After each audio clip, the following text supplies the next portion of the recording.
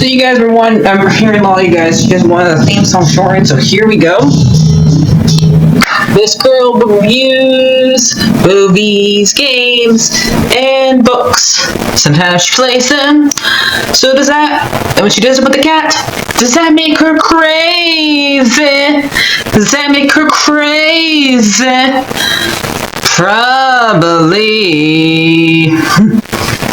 So, it's shorter. There you go.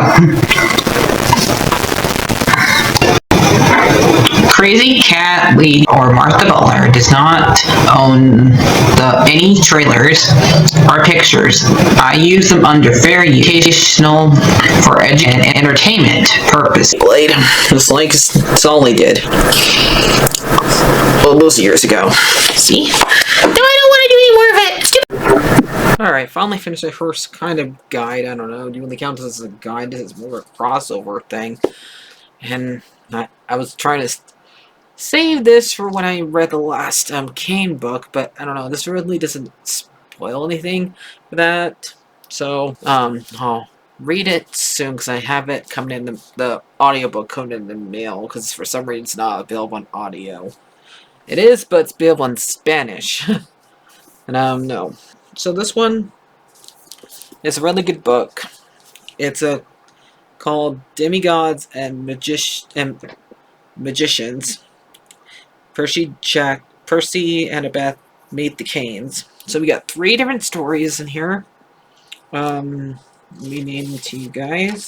Son of Sobek, staff of Samnetsta, and crown of Trollmet. Yeah, there's some bonus materials. Okay, this it's just predictions to the next book. That's all it is. So in the first story, it's Carter and Percy's story, and Carter is we start following Carter's side of the story in this one, and Carter is the battling battling the son of Skobet, which you remember is the crocodile's god, and he's battling him at a lake or a beach probably, and Percy's there with some campers, and he like finds them, and then those two start fighting because they get confused, and you're wondering who would win between these two. We don't like to find out because they get interrupted watching a bunch of kids throw balloons at the crocodile thing, and so it takes both of them together to defeat it by Carter like giving him like a better sword and like that, and doing spells. And I don't think by the end of this, Carter does not figure out that he is the son of that Percy's the son of Poseidon. He does later on in this because they'll literally mention it, but not during this part. And after they beat the crocodile, they take the necklace off, and we find out it's a little baby one who somehow got his hand on it. And this one takes place. Each of them takes place at a different time period, so it's a good thing to read. I guess for Percy, it's a good thing to read this after, at least when you up until the trials of Apollo, because I don't think they even mention him. But I think the first 2 stories take place after the first series, and I think the last one takes place during the Olympus one, after they fought Gaia. So they decided to go and eat and talk about everything. And after they're done eating, Percy and Carter decided to like keep in touch by having Carter like write like a hieroglyph thing to contact him, I guess, since Percy doesn't have a phone. And so the next one is Annabeth and Sadie meet each other. those two students' phone numbers when they meet after they're done what they're doing. And they fight the god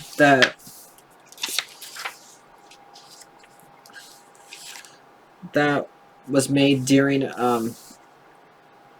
Sobek, the one whom Alexander the Great made into the god of the underworld in Egypt when he was the pharaoh, and also one of his generals, since he didn't really have any kids to take over after he died. So his heir was one of his generals, and so this guy, so became the king of the became the god of the underworld for Egyptian and Greek for a while.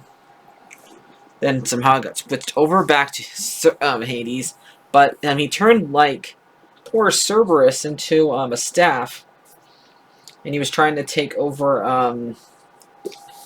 Trying to where was this one font? Rock Pelt. I think this one was because he was going to name Rock Pelt a different name, but Sadie and him defeating him by outsmarting him basically, because you really can't Rockaway Beach. Okay, Rockaway Beach. Since you can't beat a god, it's very invincible. And then we have third story. The Vulture God, the one that possessed Sadie's grandma, is trying to stop a guy, I think one of the magicians, who is the son of one of the pharaohs who wants to become a god. And he was also who also, I guess, is an imitator, who's a big fan of Elvis, I guess. So, Percy and Annabeth try to get a hold of both of them. But it takes a while for them to get a hold of them. And it takes up until, they're about to lose their powers. Poor Percy, had his, sword, and it won't come back. And so we see, Sadie and Carter fly down in their falcon form and come and help them. And the Vulture's about to like leave the world because she needs a host to stay longer, and she ends up picking Percy, and both of them tempt Percy because they realize that remember in the first series, one of Percy's reward for beating Kronos, beating Kronos, was for him to become a god. That's what Zeus offered him, but he turned him down instead of for them to hang out with their kids. But Poseidon told him they're not going to keep that promise, and they didn't. And so he kind of gave up being a god for nothing, because so these two were trying to imitate him, and that the crowns basically helps you like the longer you wear it, the more you're able to become a god. So they're trying to get Percy to do that, but Percy doesn't want to be a god. So yeah, and he ends up beating both by crashing down on the floor, and then they go eat, and then both the stories end. So these ones are really good. I'm probably gonna give this one like these 3 stories, probably like an 8 out of 10. I have not decided what I'm gonna read next. I'm probably gonna read Demigod's Diaries, because I have a few here. I have not gotten the I have the book here, but I don't have the. I have to wait until June 7th for the audiobook to get here. For the serpent of shadows to get here. So in the meantime, I need to read either Gods of Diaries or the Camp Half Blood Consultation or the Hammer of Thor. Well, let's read the last pages for each of them. Let's start with the first story, The Son of Kobek. He stared at me. Those stormy green eyes really were kind of scary. Then he smiled. He looked around, familiar the teenager with, out of care of the world. Fair enough, he said. See you when I see. What, you didn't say my name. Just teasing. He pointed at me and winked. And stay strange, my friend. Then he's gone. He was gone. An hour later, I was back on the airboard boat with my baby crocodile and a magic necklace. The freak flew home to Broadway's Brooklyn's house. Now looking back on it, the whole thing with Percy was so unreal. I could hardly believe it could actually happened. I was wondering, Percy summoned that whirlwind and the hex surrogate's bronze is most of keeping on the earth around my mind. Demigods, I have the feeling something could get on hard. Be afraid of discord. The time being, I say tell Sadie about no one else. She's the first. At first, she thinks I'm just kidding. But of course, she gives me grief, knowing that trying to tell the truth. As annoying as she is. I trust her. Though I'll never say that to her face. Maybe she has something she has me to do. Whatever. Who brought me Percy together? We organize our crossing paths. Is a Sam on chaos. I can't help but think this is expression of haunts of resolve, potato of water, and matters of ants matter. Fortunately, things turned out okay.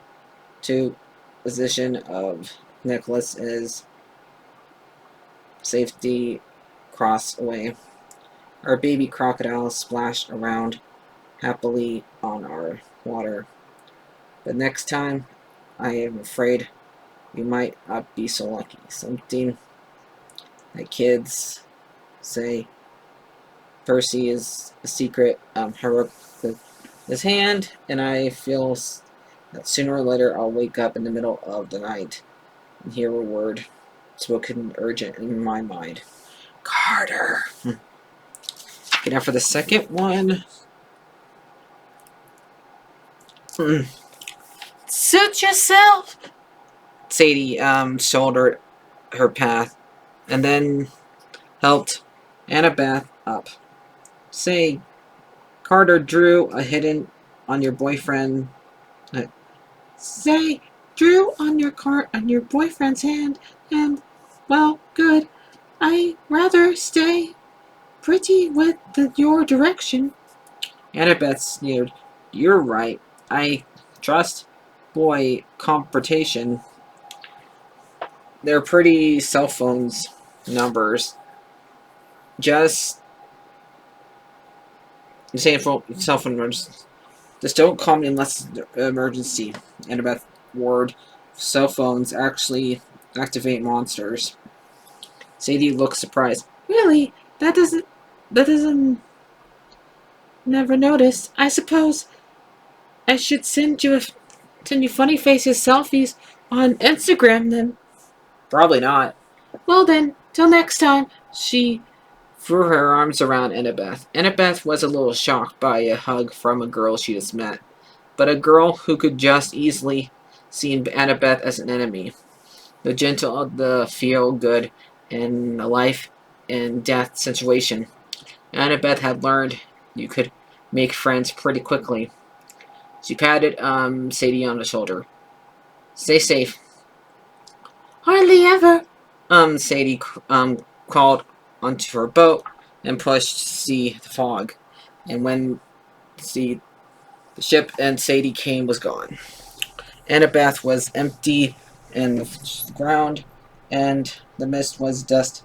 The connection. Most of the staff of Sir was the black dog and stabbed a cheat in her dagger. Oh yeah, because he had to fight a lion and a wolf thing during this story. It wasn't. That wasn't my future. I destroyed. She said. She heard herself. I make my own future, but somehow a magician's name. Sarah Beck is the other idea. Annabeth is going to. If Annabeth's going to stop him, she had a plan to turn sets on across the beach and head each to the long journey back to Camp Half-Blood. Okay, now for the last one.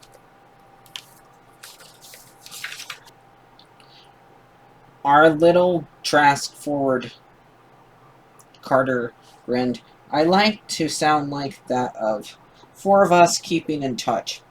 We have to stand ready in case of something like this happen again. Annabeth has my number, Sadie said. Which is honestly, brother, was a better solution than writing invisible hieroglyphs on your friend's shand. What do you think? It made sense at the time, Carter protected. Was the panic ready of our serpent ways? Carter felt wrapped a crown on her personally line clothes. Sadie gave the Governor Island a snow glance. Good shake then. Over into the pack. Well, yeah, he kind of turned small after he lost all his godhood. So he can fit inside a snow world, which is pretty funny. The girls hugged. I shook Carter's hand. I realized that I was going to miss these kids. I tried to make new friends, only to see goodbye to them. Especially since they never come back. Take good care of yourself, Carter, I said. No one getting roasted and explosive.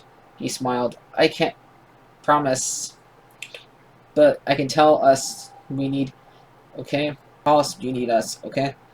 And, thanks. Hey, it was a team effort, I guess, but Percy, it's calmed down and being good person.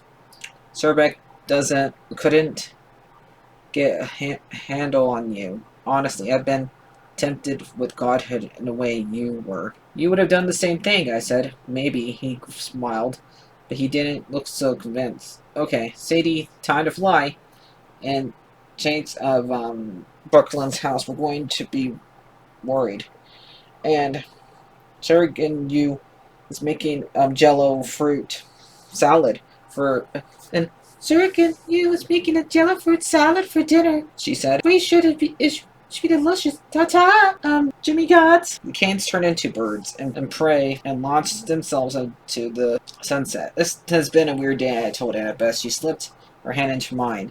I think cheeseburgers for dinner at PJ's and clamps with bacon. We earned it. I love the way you think, she said, and I'm glad you're not a god.